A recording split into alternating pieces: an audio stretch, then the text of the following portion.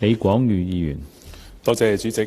大埔宏福苑火災嘅傷痛刻骨銘心。今次政府喺災後反應迅速，及時設立咗援助基金，發放津貼，安排臨時住宿，同步開展咗全港工程嘅巡查、刑事調查同埋獨立委員會調查，高效行動值得肯定。我亦都支持政府今次嘅議案。今次議案聚焦喺支援同埋改革兩大核心。喺支援嘅層面，本人支持認同政府係以多元安置嘅方案，分短中長策略，有系統咁去解決問題，確保每位居民係有得揀，而且揀得啱。其中包括出售業權，再買大埔頌雅路西嘅居屋，令到業主可以優先揀樓，喺2029年年底可以入住，令到災民可以喺佢熟悉嘅社區安頓溫暖嘅新居。同時，政府亦都提供咗一啲方便唔想參與買賣過程嘅長者方案，可以等價以樓換樓，亦都有現金方案，以一筆過嘅款項收購業權，等業主收款之後可以彈性安排。現金回購嘅價格，我建議係以原區嘅平均尺價計算，並按單位嘅狀況可以進行微調，以提供方案嘅年份為準，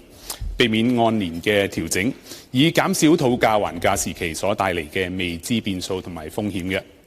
災後，我曾經同義工去到大埔去探望災民，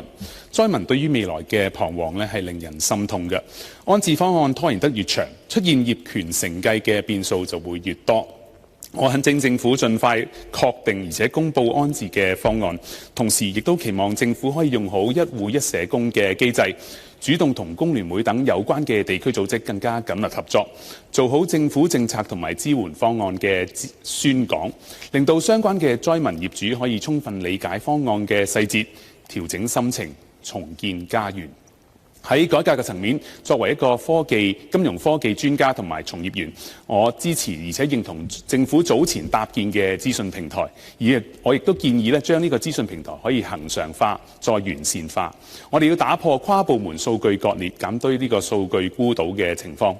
透過搭建長遠跨部門統一資訊平台，利用 AI、IoT 即係物聯網，可以令到資訊可以實時共享，而且做好呢個災難嘅預測。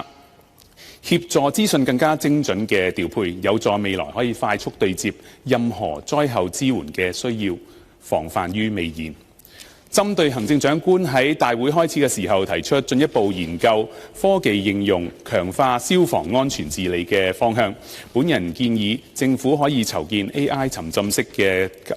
救援培訓平台。可以考慮國內外嘅一啲嘅消防學院 AI 沉浸式嘅技能實驗室嘅經驗，透過火勢模擬嘅虛擬實境系統，為前線嘅人員提供更加具針對性嘅訓練。有數據顯示，沉浸式嘅訓練可以令到學員嘅技能掌握效率係提升40%嘅。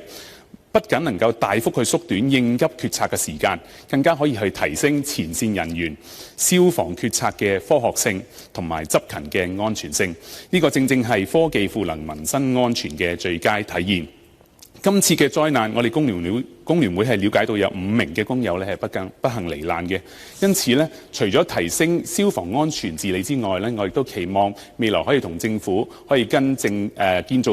業協會啦、房屋局、發展局同埋勞福局可以持續探討點樣可以善用科技，譬如智慧工地系統、物聯網監測同埋風險預警工具，從源頭降低工業意外，更好咁保障我哋前線工友嘅職業安全健康。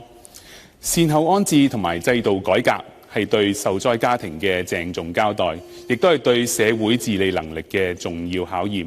期望日後政府可以藉住 AI 科技提前佈局，優化資訊發布同埋安全嘅培訓，而且積極研究採納我哋工聯會早前提出嘅有選擇、有溫度嘅多元安置嘅建議。多謝主席，我謹此陳辭。